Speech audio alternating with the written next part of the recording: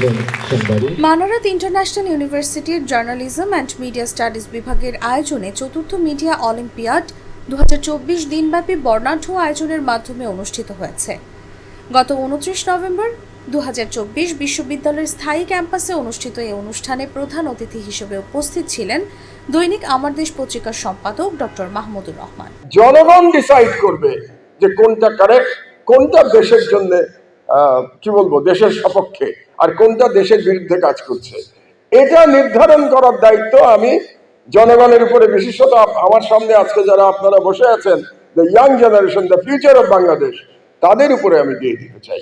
কাজে আমি চাই বাংলাদেশে, আমার দেশে থাকবে, প্রথম আলোও থাকবে, তারপরে জনগণ ডিসাইড করবে কোন পত্রিকা তারা রাখবে আর কোন পত্রিকা ছুঁড়ে ফেলে দেবে। ভারতের বিরুদ্ধে কথা বলবে এমন কোন মিডিয়া বাংলাদেশে টিকে থাকতে পারবে না, এটা হচ্ছে তাদের ইচ্ছা। তো আলহামদুলিল্লাহ এই ইয়াং জেনারেশন সেই ভারতের হেজেমনিকে পরাজিত করেছে, ইয়াং জেনারেশন হাসিনার ফ্যাসিবাদকে পরাজিত করেছে। হাসিনা আজকে পালিয়ে গেছে, পালিয়ে গিয়ে ষড়যন্ত্র করছে ভারতে কি বসে। তো আপনাদেরকে আমি যেটা বলতে চাই সেটা হলো, ইনশাআল্লাহ 22শে ডিসেম্বর আমার দেশ আবার প্রকাশিত হতে যাচ্ছে এবং আপনাদের কাছে সহযোগিতা চাচ্ছি আমি সেই পত্রিকা প্রকাশনার জন্য। অনুষ্ঠানে সভাপতিত্ব করেন জার্নালিজম অ্যান্ড মিডিয়া স্টাডিজ বিভাগের প্রধান রফিকুজ্জামান রুমান।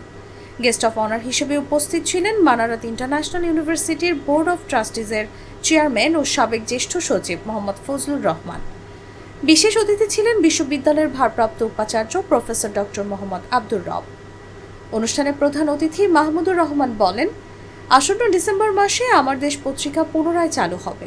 আমরা সত্যনিষ্ঠ সাংবাদিকতার মাধ্যমে জনগণের কথা বলার প্ল্যাটফর্ম তৈরি করব। গণমাধ্যমের স্বাধীনতা এবং ন্যায়ের পক্ষে আমাদের লড়াই অব্যাহত থাকবে।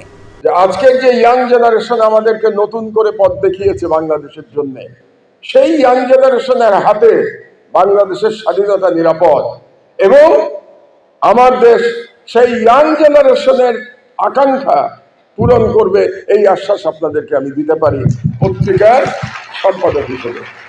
এবং যে ইন্ডিয়ার ফরেন পলিসির গত 50 বছরের সব থেকে বড় ডিজাস্টার হয়েছে এই জুলাই বিপ্লবে শেখ হাসিনার পতন। ফরেন পলিসির সব থেকে বড় ডিজাস্টার, এই ডিজাস্টার ইন্ডিয়া এত সহজে মেনে নেবে না।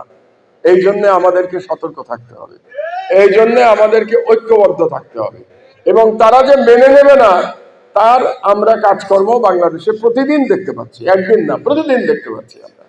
সেই জন্য আপনারা বাংলাদেশের স্বাধীনতা রক্ষার্থে ঐক্যবদ্ধ থাকবেন।